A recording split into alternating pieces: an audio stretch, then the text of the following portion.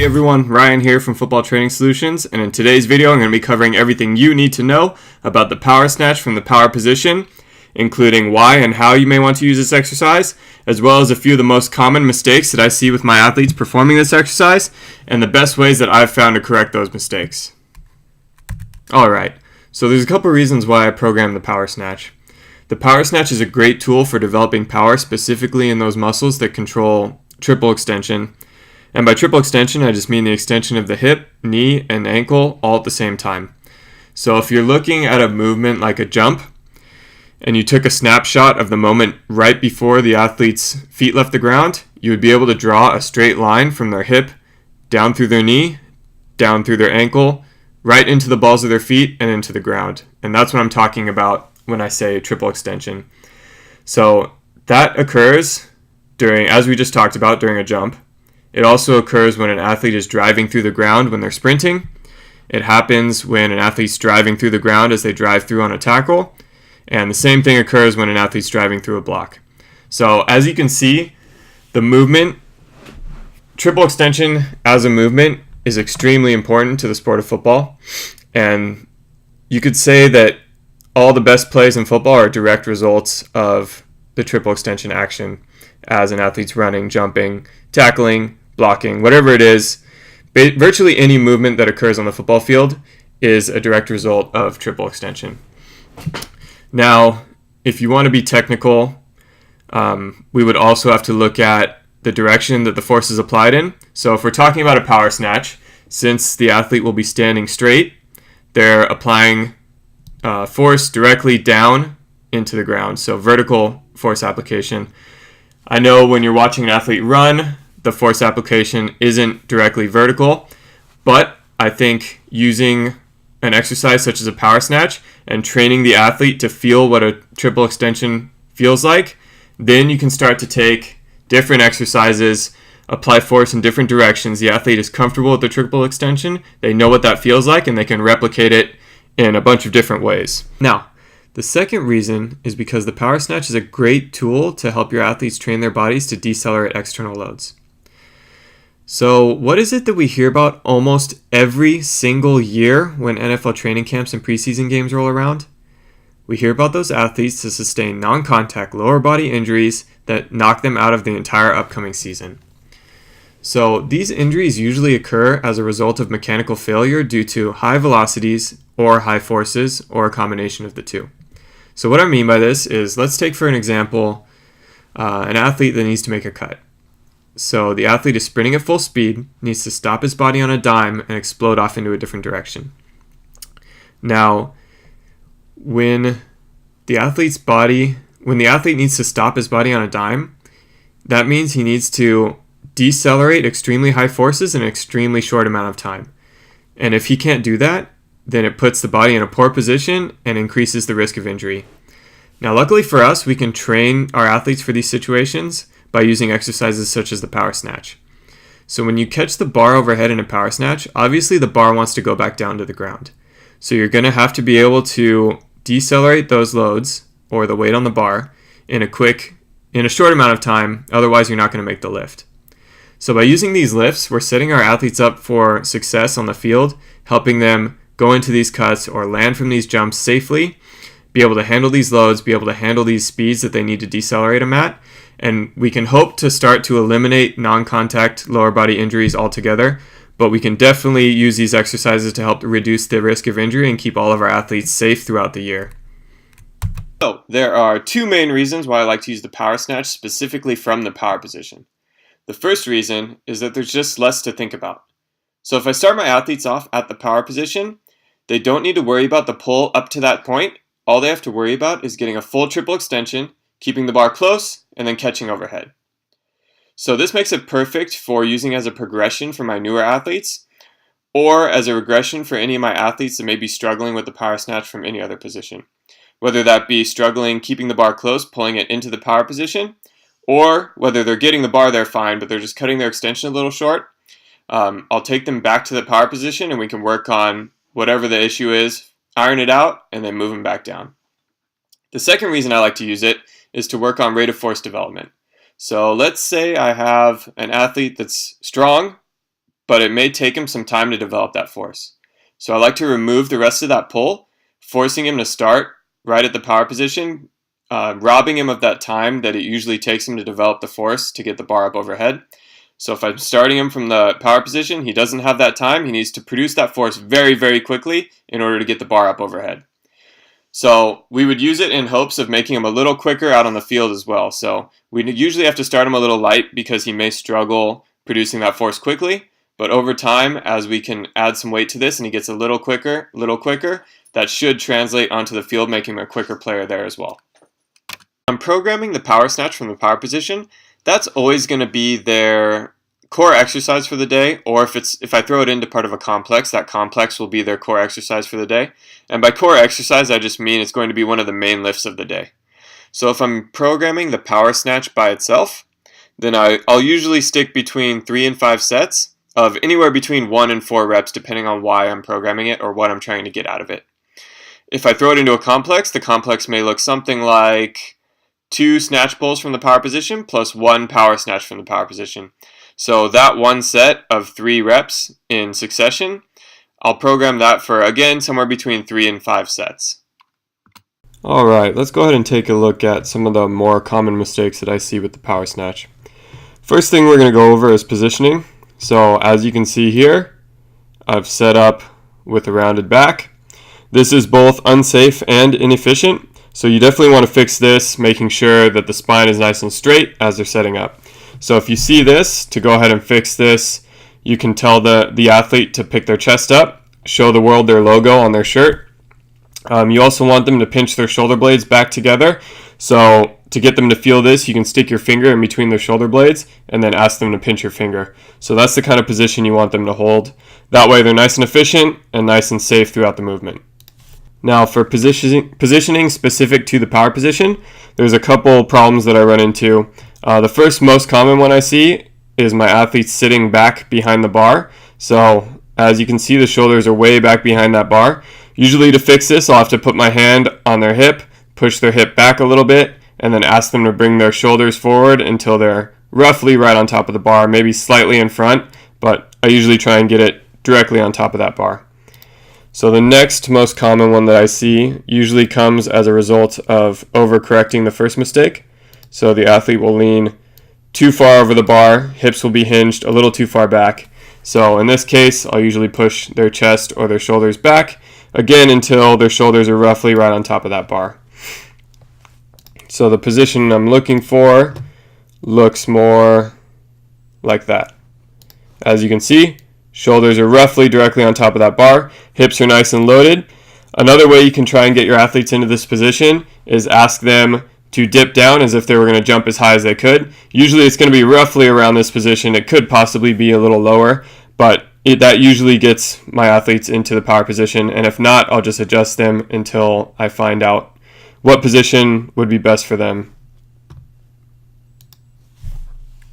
So for these next few mistakes, we're not going to worry about what position we're pulling from. So it's going to be independent of position. We're just focusing on what's happening during the extension of these lifts. So for this first one, go ahead and watch it in full speed and then we'll watch slow-mo. So that extension, as I went to extend, as you can see right here, I'm throwing my head all the way back almost through the wall, and I've got a nice curved extension here. What you want to see is a straight line from the hips roughly through the feet or through the balls of the feet. As you can see here, I've got a nice curvature, so that's going to be really inefficient and it's going to lead to me throwing the bar out. If there's any weight on this bar, it's not going to end up coming all the way around and I'm going to end up catching too far forward and missing this lift. So let's go ahead and watch the end of this. So if there was weight on this bar again, you'd probably see that I'd catch it somewhere around here, not be able to hold it and have to drop it.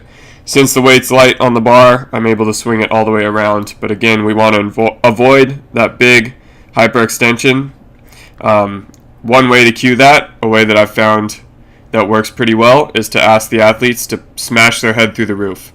So when they come through their extension, they're smashing their head through the roof, instead of back towards the wall like I did, and then they'll get a nice long pull, hopefully seeing a straight line from the hips through the feet.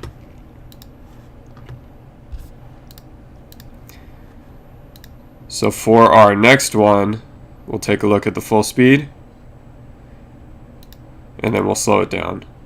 So on that one, the extension isn't terrible. It's roughly a straight line from hips through the feet. The only issue here now is that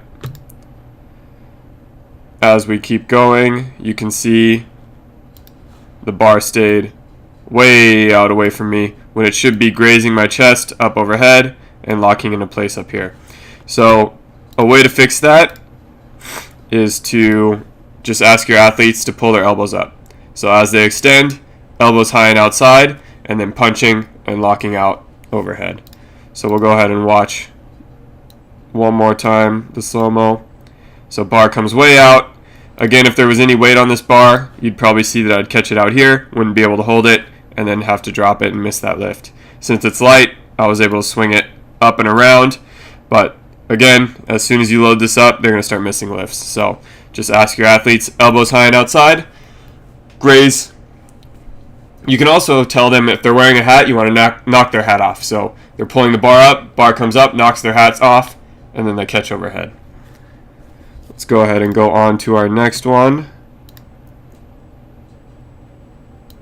So on this next one, as you can see, there's no slow-mo on this one. So feet start here during the lift,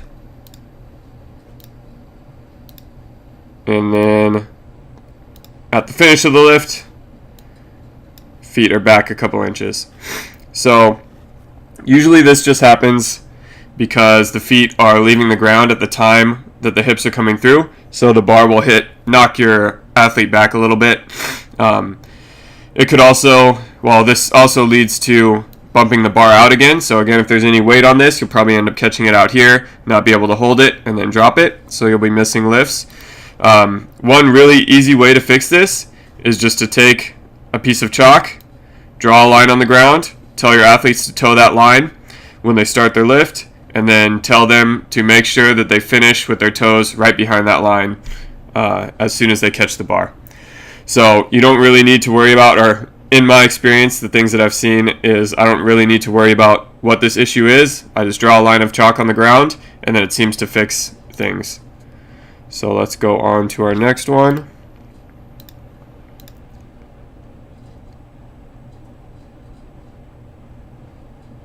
So on this one, cut the extension short so you can see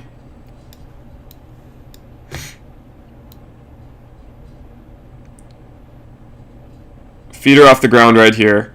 So the extension occurred right before this point, and as you can see, there's not quite a straight line from hip to feet. It comes a little forward to the knees and then back. So that's not an efficient extension. You can get a lot more power out of this pull if you get that straight line, get those knees straight, and then driving the head through the roof. So another thing that you'll notice is, as you can see, I've kicked my feet back.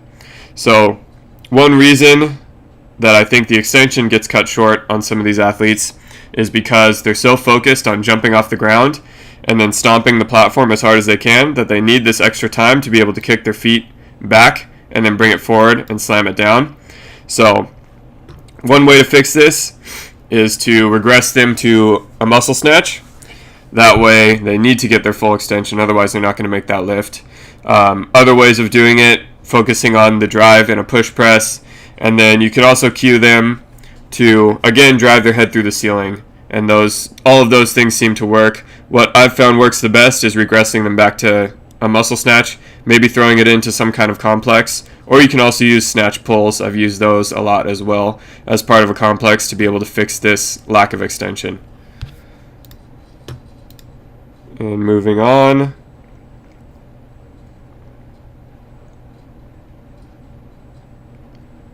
Just another example of cutting the pull short right there. So kick the feet back, shortened pull, and we'll move on to the next one. So on this one, as you can see, very wide feet. There's no way that I'd ever be able to drop into a full squat from here. So not an athletic catching position at all. So let's go ahead and pull this back. Look at my starting position. Starting position looks good. Feet are roughly shoulder width, hip width. That's comfortable for me. So not bad starting position. Now we go on to the finishing position. Way outside here. So a lot of times what you'll see with this catch is you'll see the knees coming inside of the feet because they just can't stabilize in that wide position. So that's the first issue that we have. Secondly, again, it's just not an athletic position. You don't want to be teaching your athletes to decelerate loads in this wide stance. So a way to fix it, one of the best ways is to do no feet power snatches. So that means they're not moving their feet at all. Feet have to stay in the exact same place throughout the lift. That way they get used to extending up and bringing their feet down exactly where they started that pull with. So that's probably the best way to do it. You can also take chalk again, like we did in the previous example. So take the starting position, draw your chalk line. Actually, we'll put it a little bit wider so they can move their feet out a tiny bit. So draw a chalk line and then ask them to make sure that they land with their feet inside of those chalk lines. So obviously right here, I'm outside of those chalk limits, so that would have been a bad lift. So those are a couple ways that you can go about dealing with this issue. Move on to the next one.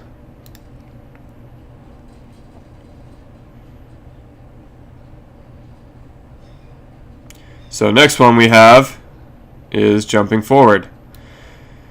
Same thing as jumping back here. We don't really need to know why this happens.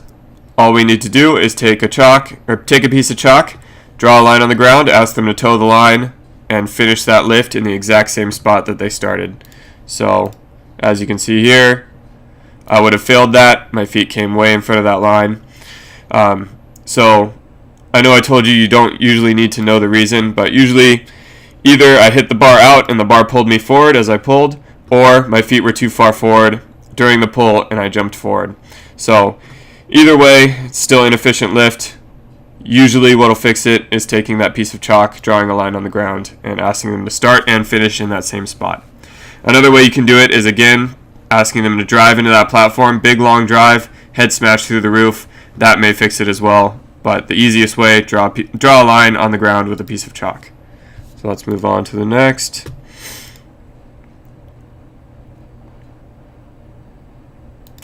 So now we're going to go over some catching positions overhead. So as you can see in this one, knees are inside of the hip and the foot. So this is called a knee valgus, puts a lot of strain on that knee. The big issue here is that you're teaching poor mechanics to these athletes.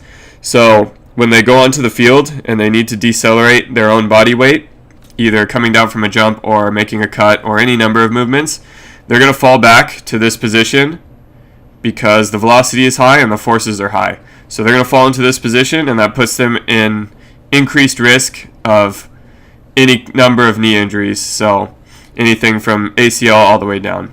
So we really want to look to correct this. Cues that you can give your athletes would be to make sure they're pointing their kneecap at the point of their toes and making sure that their knee is sitting right on top of their foot. Now, the things that you can do to help your athletes correct this is focus on glute work. So you want to make sure that the hips are nice and strong and they're able to stabilize the knee in that good position right on top of the knee. So you can do banded knee outs, banded walks, lateral walks, anything that you're putting bands around the knees and making them push their knees out or walk out or step at an angle, anything like that. You can also do glute bridges, RDLs, good mornings, any number of exercises. You just want to make sure that you're focusing on these hip stabilizers, making sure that they can stabilize the knee in proper positions. So that's the first one you'll see, is both knees coming in. Moving on to the next.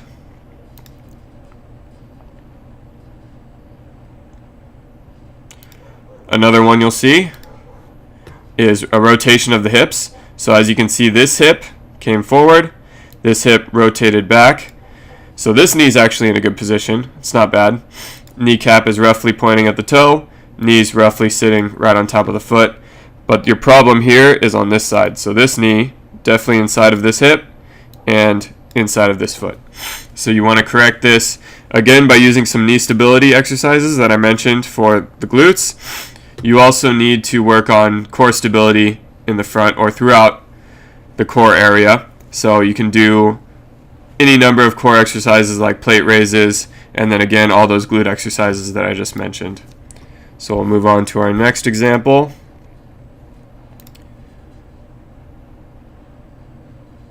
Next one you'll see is a shift of the hips. Again, not terrible position on this left side, or my left side here. So hip, knee, and foot all roughly in line. But as you can see, my right hip shifted, and then this side shifted as well. So this places the knee in a poor position inside of the foot. Again, things we want to work on here: core strength, core stability, and hip strength, hip stability. So all those core exercises and all of those glute and hip stabilizer exercises to help get that position back into the right place.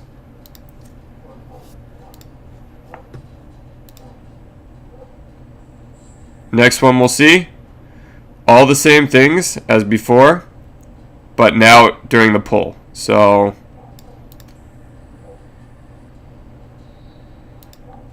right there, we set up in a good power position. As soon as I went to accelerate to extend up through the roof, my knees caved in. So you can see that right there. Again, cues you can use: knees out, have your kneecap pointing at your toe, keep those knees out the whole time. Things that you can program to work on this: core strength, core stability, hip strength, hip stability. Same as before. And then we're going to see the same positions here that we just saw, only during the pull. So next one we'll see is a rotation of the hips. I won't talk about these again, we'll just watch them. So rotation there, this knee comes in, knee caves in, and then I twist through. And then the last one is a shift. So shifting out to the side and extending through.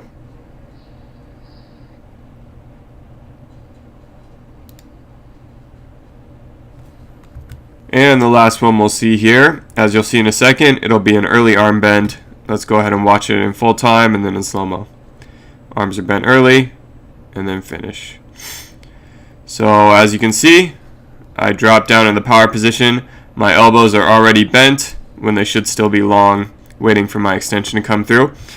Now that in and of itself isn't a huge issue. The problem comes during the extension. So right there is roughly my full extension. The bar should be in the power position, being propelled by the extension up overhead, and my arms are just there to guide it. But instead, I've already started my pull up overhead before my extension is finished. So it's already right about belly button height. This is taking a lot of the force from my legs and canceling it out because I've already started pulling with my arms.